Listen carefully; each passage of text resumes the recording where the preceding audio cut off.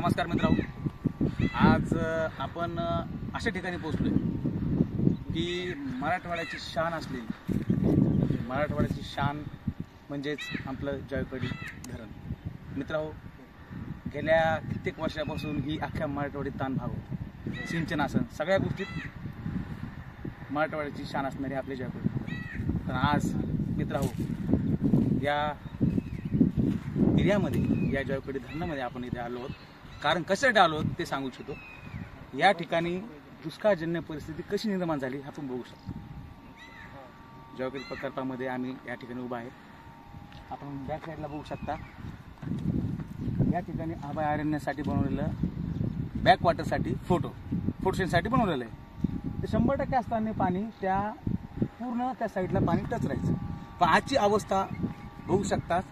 माझा मित्र सुधाकर, विशाल, गणेश आणि अजय, आम्ही 5 जण या ठिकाणी आलो. बघू शकता की अक्षरशः डॅमच्या मध्यभागी असणारा एरिया ज्या ठिकाणी कधी पाणी आटत नव्हतं त्या ठिकाणी अशी अवस्था निर्माण झाली आहे. आजूबाजूला बघू शकता आपण. या ठिकाणी जालना पंप हाऊस आहे, पलीकडे औरंगाबाद पंप हाऊस आहे, संभाजीनगर पंप हाऊस आहे, पैठण आहे, DMIC आहे.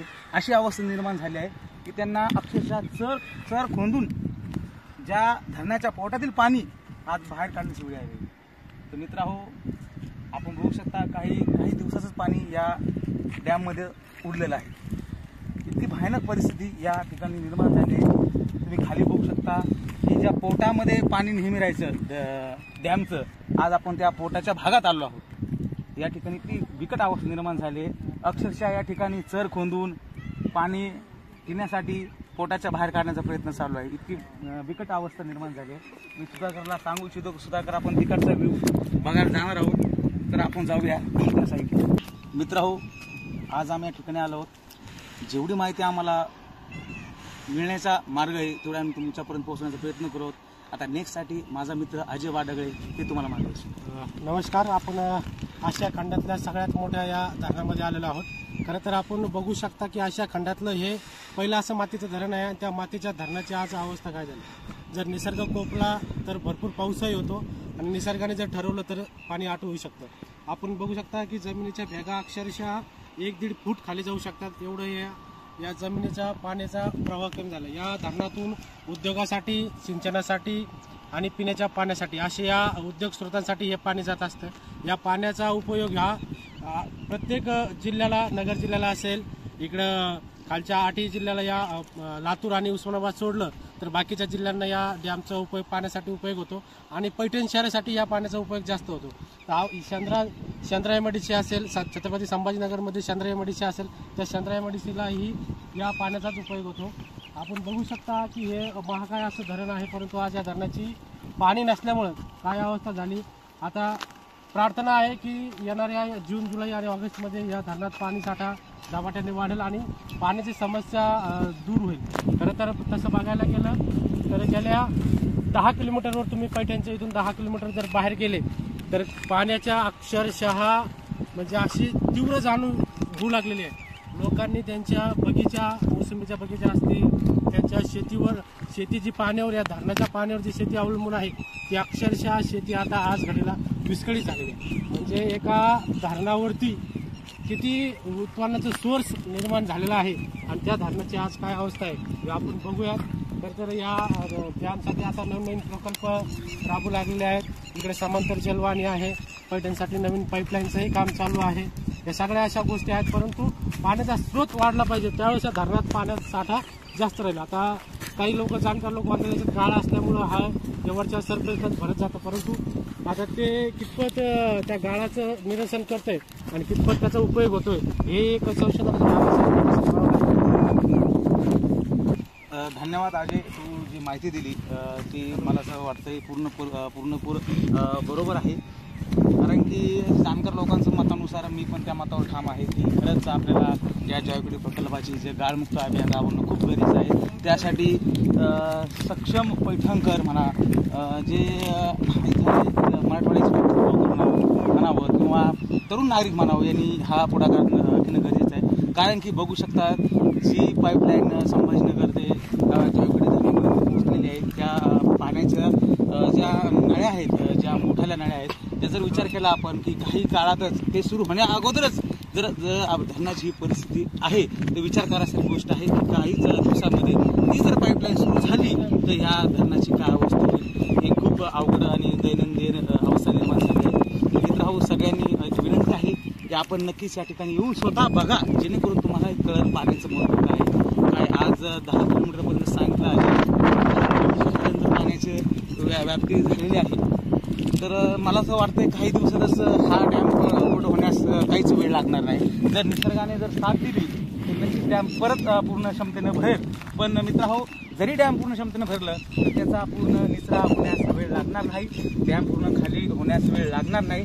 तर माझ्या मतानुसार लवकरच गाळमुक्त अभियान हे राबवणं गरजेचं आहे. शिवाय पूर्ण फ्लेम दाखवतो.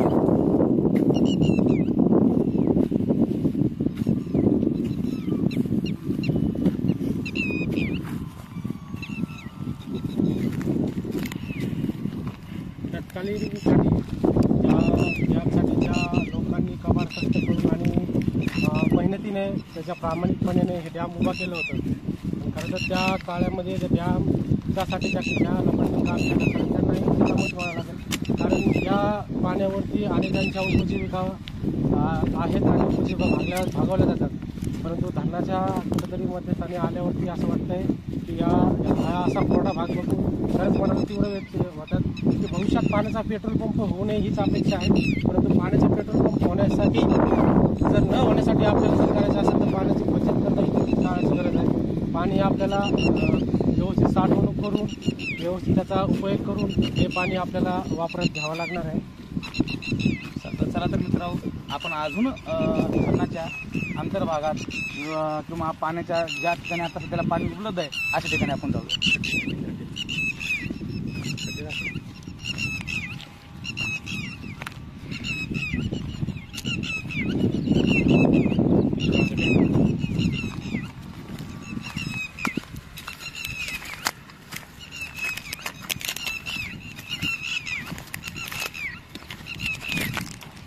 आपण बघू शकतो की दुष्काळाच्या भेगा आणि उन्हाची तहानची तीव्रता या सगळ्या गोष्टींना आपण माझ्या मित्र सुधाकरला विनंती करेल की त्याने दुष्काळाच्या भेगा आपल्याला दाखवाव्यात. खरं तर या दुष्काळाच्या भेगा नव्हे तर ह्या एक वास्तवाच्या भेगा आहेत. या भेगा आपल्याला स्वीकारणं कितपत योग्य आणि जर जाते हे आपल्याला येणाऱ्या काळात आपल्याला बघावं लागेल. परंतु आता एकच असं आपल्याला सर्वांना विनंती की आपण पाणी कितपत सुद्धा वापर करू शकतो आणि किती त्याला वापरात आणू शकतो हे खूप महत्त्वाचं आहे.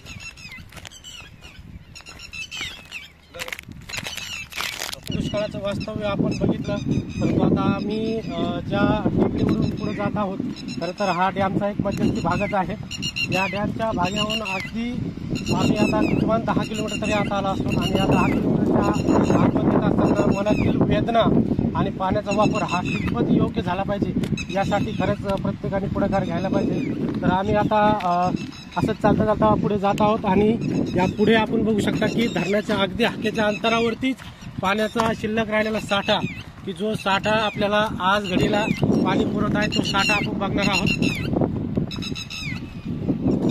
आधी सर, मला असं वाटतंय जर महिनाभर जर पाऊस जर नाही आला, बरोबर, महिनाभर जरी पावसाने दिरंगाई केली, मान्सून जर महिनाभर जर नाही आला तर मला असं वाटतं एखादी परिस्थिती बघून नक्कीच या पैठण शहरालाही पाणी पिण्यासाठी उपलब्ध राहणार नाही अशी भयानक अवस्था या धरणाची झाली आहे. तुम्हाला काय वाटतं? अतिशय योग्य आपण असं विश्वास त्याचं मांडणी केलेली आहे. परंतु इथे सर याला एक तितकीच महत्त्वाची बाजू असं आहे की आता निसर्गाची आपण कितपत साथ द्यायची. खरं तर निसर्ग कोपला की सर्व काही होतं, परंतु मानवाच्या हातामध्ये निसर्गाच्या प्रत्येक गोष्टी आहेत. तो माणूस निसर्गाला साथ देऊ करू शकतो. तर त्या निसर्गावर आता मानवाने असं ठरवलं की मात करायची परंतु ती एक मात नसून ती एक संवर्धन करण्याची गोष्ट आहे. तर त्या निसर्गाचं माणसांनी संवर्धन करायला पाहिजे. निसर्गाचं संवर्धन केलं तर येणाऱ्या काळात या गोष्टी आपण आज जिथपर्यंत 10 किलोमीटर आतमध्ये आलो आहोत त्या आतमध्ये येण्यासाठी आपल्याला भविष्यात गरज पडू नये तर आपल्याकडे एक पाण्याची योग्यरित्या जर वापर करून केली तर त्यामध्ये ही गरज पडणार नाही असं मला नक्कीच वाटतं. बरोबर आहे सर. मित्रांनो, मला दाखवू इच्छितो अगदी ज्यावेळेस पैठण शहराचं जळकोटी प्रकल्प 100% भरतो या ठिकाणी लाखो लिटर पाणी अवेलेबल असतं. पण मित्रांनो, या ठिकाणी आपण ज्या ठिकाणी उभा आहे तो भाग कधीही पुरा पडत नव्हता, पण आज ह्या वर्षी हा पूर्ण भाग पुरा पडला. समोर बघू शकता की आपण मोऱ्याची बॅक साईड अगदी हाकेच्या अंतरावर जवळ आली आहे. अगदी हाकेच्या अंतरावर म्हणजे मला सर फिक्स गॅरंटी झाली आता बघूनच महिनाभर पाऊस जर नाही आला नक्कीच पूर्ण धरण हे पूर्ण पाणी संपून टाकेल असं मला असं वाटतंय. कारण की बघू शकता 10 किलोमीटर भिंत आहे, भिंतीच्या आतमध्ये पाणी होतं आणि पाणी काही दिवसातच हे पूर्ण आटलेलं दिसतंय. आणि बघू शकता हे पाणी जे बघतोय पूर्ण इथला भाग उथळ भाग आहे. या ठिकाणी खोल दरी वगैरे काही नाही, उथळ भाग आहे. आणि आजूबाजूने बघू शकता आपण जे पंप हाऊस आहेत त्यांना जे पाणी पुरवठा करण्यासाठी पाणी भेटत नसल्यामुळे शेवटी अक्षरशः धरणाच्या पोटामध्ये जाऊन ते पाणी कॅनेलच्या द्वारे पंप हाऊसपर्यंत पोहोचण्याचं काम करत आहे. या ठिकाणी जेसीबी आहे, काही मशिनरीज आहे, काही ठिकाणी बोरवेल सुद्धा खणण्याचं काम चालू आहे. आणि त्या ठिकाणाहून ज्या शहरांना पाणी पुरवठा करण्याची व्यवस्था करण्यात येत आहे. जर काही दिवसातच या ठिकाणी जर ही पाणी जर राहिलं शिल्लक राहिलं नाही तर नक्कीच जालना, संभाजीनगर, पैठण, नगर यांना नक्कीच पाण्याचा खूप मोठी झळ सोसावी लागणार आहे. आता मित्रांनो, तुम्ही बघू शकता ज्याप्रमाणे मानवालाही पाण्याची गरज असते या सजीव सृष्टीमध्ये जे काही सजीव असतात त्यांना सुद्धा पाण्याची, आणण्याची आणि निवाऱ्याची गरज असते. पण तुम्ही बघू शकता की अगदी म्हणजे पाण्याच्या जिथे जो स्रोत निर्माण झाला आहे जिथं पाणी शिल्लक आहे ज्या ठिकाणी पाणी उपलब्ध आहे अशा ठिकाणी पशुपक्षी आपला पाण्याचा उपयोग करून घेत आहेत. म्हणजे खरं तर ते सर बघू शकता की पक्ष्यांना मानवाला जितकीच झळ आहे तितकीच अगदी त्या पक्ष्यांनाही तितकीच झळ बसत आहे. आणि ही एक मला तर असं वाटतंय ही शिकवणीच आहे आपल्या निसर्गाकडून. परंतु आपण खरंच निसर्गाचं संवर्धन करणं या काळाची गरज आहे. यासाठी आपण सरकारकडे म्हणा किंवा सामाजिक संस्था म्हणा किंवा एक सामान्य माणूस म्हणून एक माणुसकीच्या नात्यानं आपण व्यवस्थितरित्या निसर्गाचं संवर्धन कसं करायला पाहिजे, त्यावेळेला पाण्याचा निचरा कसा होईल, पाऊस वेळेवर कसा पडू शकतो, पाऊस वेळेवर पडल्यानंतर पावसाचं साठवणूक कसे करायचे. अगदी मध्यंतरी आपण बघू शकता की नाम फाउंडेशन असेल असे खूप चांगले फाउंडेशन होते. त्या फाउंडेशननी खेडेपाडी पाण्याच्या शिल्लकीसाठी खूप चांगलं मोठे कार्य केलेले आहेत. आता मग सत्यमेव जयतेच्या या कार्यक्रमामधून ही पाण्यासाठी आपण धगधगती महाराष्ट्राची मशाल बघितली की पाण्यासाठी अक्षरशः एक गाव होतं. त्या गावामध्ये गरोदर बाई होती, तिला साधारण 9वा महिना असेल. त्या 9व्या महिन्यातल्या बाईने अक्षरशः डोंगरातून पाणी नेलं. म्हणजे किती भयानक वास्तव असेल. तर आम्हाला मित्रांनो सांगायचं हेच आहे की या ठिकाणी पाणी वाचलं तर आपण वाचतो. तिथे सर काय वाटतं? अगदी बरोबर सर, तुम्ही जे मोलाचं जे मार्गदर्शन केले त्याबद्दल धन्यवाद सर. पण तुमचं जे बोलण्याचा मला एक खूप शब्द आवडला आहे. कारण की तुम्ही विकासाच्या दृष्टीने खूप पुढे जा. आपण विकासाच्या दृष्टीने खूप पुढे चाललोय. कुठेतरी आपण जीवन जगण्यासाठी लागणाऱ्या पाण्याची आपण व्यवस्था करू शकतो नाही असं मला असं वाटतंय सर. गेल्या 70 वर्षावरच एक तुम्हाला थोडंसं आपल्यासोबत चर्चा करू इच्छितो की काय होतंय बऱ्याचशा वेळेस शासनाचे नवीन प्रोजेक्ट येतात, नवीन धोरण येतात, ते अगदी सर्वसामान्य माणसासाठी उपयोगी पडणारे असतात. बिलकुल त्यात कुठलंच तुंबत नाही. ते झालंच पाहिजे. विकास हा नवीन गोष्टीवर घडलाच पाहिजे. परंतु काय होतं आता एखाद्या रस्त्याचं काम चालू असतं. रस्त्याचं काम चालू असताना बऱ्याच वेळेस पाईपलाईन फुटते. त्या पाईपलाईन फुटल्यानंतर लाखो लिटर अक्षरशः वाया जाते. मध्यंतरी पिंपळवाडी पैसे अशी एक घटना घडली होती. तिथे रस्त्याचं काम चालू असताना पाईपलाईन फुटली असताना अक्षरशः हजारो लिटर त्याचं पाणी वाया गेलं. आणि ते पाणी जर आज घडीला शेतकऱ्याला काम आलं असतं, एखाद्याला वीज पुरवठ्याला काम आलं असतं, उद्योगाला काम आलं असतं किंवा पिण्यासाठी आलं असतं तर ते पाण्याचा कुठेतरी अगदी बरोबर सर. खरंच आज या ठिकाणी तुम्ही स्वतः आज आमच्या याच्यावर नका विश्वास ठेवू, स्वतः येऊन बघा भयानक परिस्थिती काय.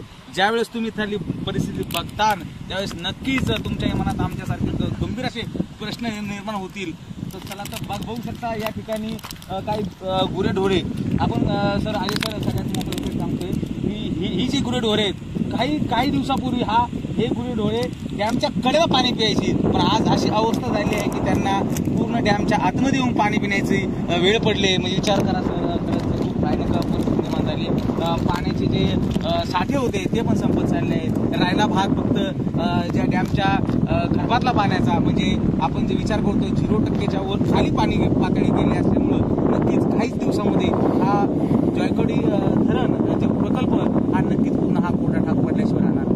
परंतु या कोरडा ठाक न पाडण्यासाठी आपल्याला सर्वांना एक काम करायचं आहे की पाण्याचा वापर आपण योग्यरित्या सन्मानाने करावा. सन्मान का?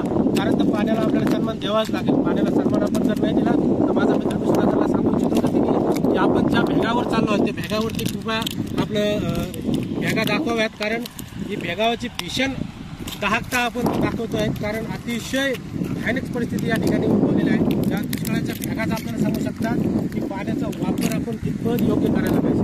काय वाटतं ते सर? बरोबर आहे सर, नक्कीच मित्रांनो, आमची अपेक्षा एकच राहील अजय सर बरोबर, की नक्कीच पाणी जपून वापरा. जर तुम्हाला शक्य झालं नाही तर निदान नाहीतरी श्रमदान करून या डॅमसाठी काहीतरी करा, जेणेकरून गेल्या 70 वर्षापासून 70 ते 75 वर्षापासून आपल्या मराठवाड्याची तहान भागवणारा डॅम हा शेवटचा घटका मोजत आहे. आपलंही कर्तव्य आहे की आपण त्याला पूर्ण ताकदीनिशी सन्मानाने परत आपण आपल्या मराठवाड्याची शान ही टिकून ठेवायची आहे. तर नक्कीच लवकरात लवकर प्रयत्न करा आणि या विझणारा दिवा म्हणजे आपला विझणारा धरण याला वाचवण्यासाठी सगळ्यांनी अखंड परिश्रम करून मदत करा. होता येईल शासनाच्या धोरणामागे लागा, नाही नसता काही दिवसामध्ये पाण्यासाठी आपल्याला मोठं युद्ध करण्याची गरज होऊ शकते. या दुष्काळाच्या भेगानंतर एक समाधानाचं आणि एक आपुलकीचं असं वास्तव आपण बघणार आहोत. अगदी डॅमच्या जवळ आल्यानंतर भूगर्भातलं जे पाणी असतं, ज्या पोट पाण्यामध्ये आपण आलेलो आहोत आणि ते पोट पाणी आपण बघू शकता. हे अतिशय म्हणजे खरं तर हे पाणी बघितल्यानंतर पाण्याचा मोह माणसाला आवडणार नाही, परंतु तो मोह आपल्याला आवडायला लागेल जेव्हा पाण्याचं संवर्धन. हे पाणी अगदी म्हणजे हे जे वास्तव आहे या पाण्याला असं अक्षरशः जवळून बघितल्यानंतर मनाचा जो हर्षोल्लास आहे तर खरंच खूप भारावून गेलेला आहे. अगदी दुष्काळाच्या भेगा बघितल्यानंतर हे असं चित्र बघितल्यानंतर खरंच मनाला एक समाधान वाटतं. परंतु हे पाणी वाचलं पाहिजे. पाणी वाचण्यासाठी आपल्याला काय करावं लागेल? पाणी वाचवण्यासाठी आणि पाऊस योग्य वेळेवर पडण्यासाठी आपल्याला झाडाचं संवर्धन करावं लागेल. झाड वाचवावं लागतील. जे झाड लावले ते झाडं आपल्याला कसे वाचतील याच्याकडे लक्ष द्यावं लागेल. आणि येणाऱ्या पावसाळ्यामध्ये आपल्याला जास्तीत जास्त पाऊस कसा पडेल आणि जास्तीत जास्त झाडं कापून कसे लावू शकतो यावर आपल्याला जास्त लक्ष केंद्रित करावं लागेल. या घडीचं तापमान जर आपण बघितलं तर आज टेम्परेचर आहे 41 सेल्सिअस. म्हणजे 41 सेल्सिअसमध्ये जर पाण्याची बाष्पीभवनाचा जर तुम्ही अंदाज घेतला तर एका जिल्ह्याला पाणी एवढं प्यायसाठी आणि उद्योगाला पुरेल एवढं पाण्याची बाष्पीभवन होते. तर यासाठी आपल्याला एक महत्त्वाचं काम करायचं आहे. सर्वांना झाडे लावले पाहिजे, झाडे जगले पाहिजेत, यासाठी आपल्याला प्रयत्न करायचे.